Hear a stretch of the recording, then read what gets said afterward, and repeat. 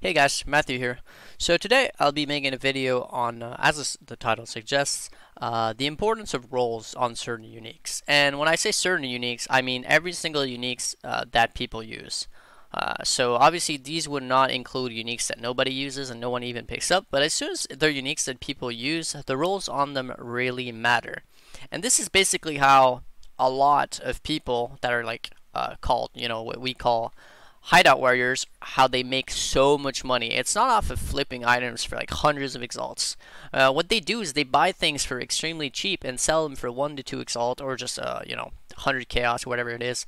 So their profit margin is like 50, 100, 200 times what they paid for these items. Sometimes, obviously, sometimes it's not as good. Sometimes it's like 20 to 30 times, but still, that is a lot of currency that new players are honestly just getting scammed out of without ever knowing. So I'll just go over like two examples, two pretty, intense examples today, and show you guys the importance of rolls on the items. Then I'll tell you guys basically how to, check the rolls on your items, what tools you have at your disposal, and just how to stop getting scammed from these filthy people trying to just take all your money away from you, your hard-earned monies. Alright, so for example, let's just use this a lionized glare. So currently in incursion, if I was to put in a lionized glare, as you can see, the bow is worth 4 alterations. For one alchemy, one alchemy, and this isn't price fixing. They're actually just, this is what you call a trash unique. Like everybody gets multiple of these all the time. You can get up to like multiple in a single mapping session. It's just a trash unique. It's not rare at all. But what makes this item actually worth it is the rolls on it. So for example, this item has 3 different rolls. A percentage critical strike, a local, percentage increased physical damage, a flat physical damage, which is also global, and a local and a global attack speed roll. So the difference between local and global, for you guys who don't know, basically a local mod is a mod that affects the item itself, while a global mod is a mod that affects your entire character. Typically, local mods are going to be a lot more powerful than global mods because everything that is then, scaled and multiplied is off of the local mods. So for example, here, the physical damage goes from 67 to 91 and 264 to 324. And this is because of these mods here, the local mods. If you had 100% physical damage on a global mod for whatever reason, maybe let's say you had a single jewel with that much damage on it, it would actually give you a lot less damage than a local mod on a weapon. That being said, this can be outdone by having like insane amounts of just local, like a flat damage, because then percentage is worth more than flat. But let's not go there, and let's get into the price checking. So for example, like I was saying, lionized glare, 1 alchemy. So let's just say we get a really well rolled lionized glare. So in the attack speed, rolls from 10 to 20. So let's say we got pretty lucky and we got a 19 attack speed. All of a sudden, nothing changed. Unfortunately, they're still worth about, 1 alchemy. They do go up to like 1 chaos, but it's not that big of a deal. So let's move on to the second roll. The percent local increased physical damage mod. So it goes from 150 to 175. So increased percent physical, increased physical damage. Jesus. Percent increased physical damage, as you can see, percent increased physical damage. Let's say we got a pretty good roll on that as well, 172. So all of a sudden, what do we have here? 5 chaos. So already our item is 10 times more expensive from the initial 1 alchemy. And then the most important roll on something like a lionized glare, if you have the 2 other well rolled, is going to be the flat physical damage, because that's what will really give a massive boost to the damage of your weapon. So for example here, how you're going to look up physical rolls or any elemental rolls that are flat, basically you have to add the lowest, or the values from the first parenthesis to the second. So for example, the lowest roll would be 6 plus 20, which is 26, divided by 2, which is 13. So whenever you'd look up, adds number to number physical damage, adds hashtag physical damage,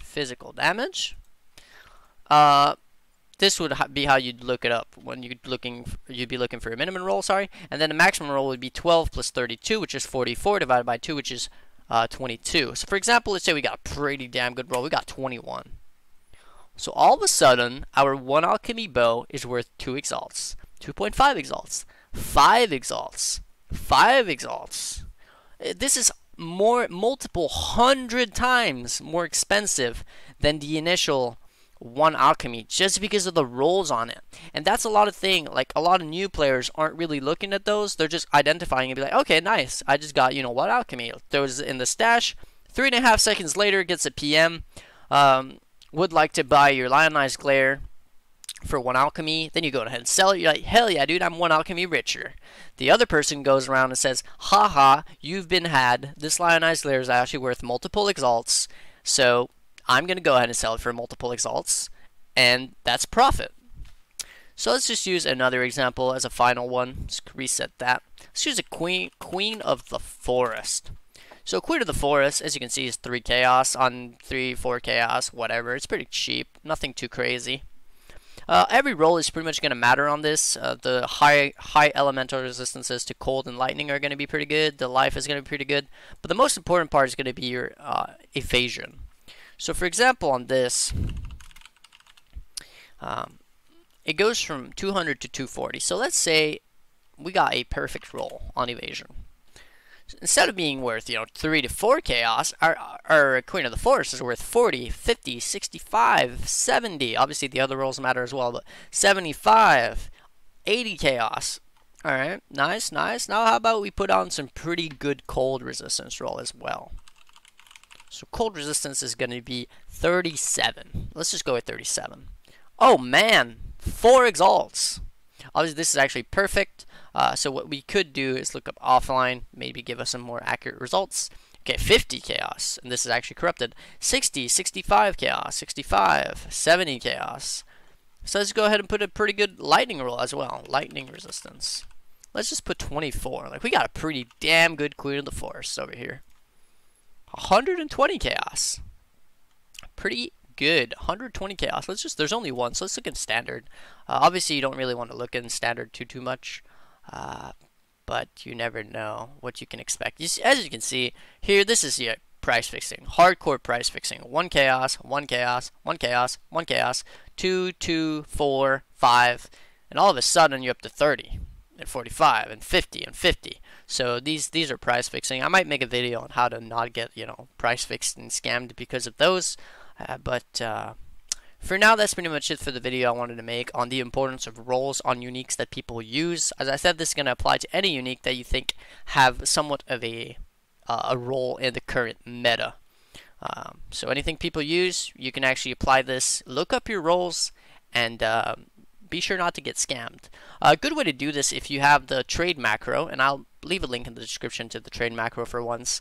It's actually legal. There's nothing wrong with using the trade macro. You're not going to get banned for it or anything like that. So I'm going to leave a link to the trade macro. And what you can do is use Control, Alt, and D. And what that does, it pops up a window where you can actually see every single of your stats and look up based on the stats on PoE.trade. So then you can input whatever your rolls are or something in a given margin, so long as it's not perfect. Because if it's perfect, you want to use perfect. But if it's just a little bit under perfect, just use a margin that's close to whatever your roll is. So for example, if you have a 236, you might want to look up something that's from like 232 to 238 or something of that sort to give you results that actually are going to apply to your item. And do this for all the rolls, and then you're going to have some items pop out that are basically close to your roll, and this is where you can base your price off instead of getting scammed and selling it for 2 chaos when it's worth 50. So yeah, that's going to be it for the video. Hopefully you guys learned a little something. Hopefully that was informative. I know I'm going to probably get a lot of hate from the traders who actually do this and make bank off of this method. But I'm just here to help the newer players, the casual people, and these other big guys, the big wolves among the sheeps. Well, they're going to get a hit from this video. So that's going to be it for this one. That's going to be Matthew signing out. Until the next one.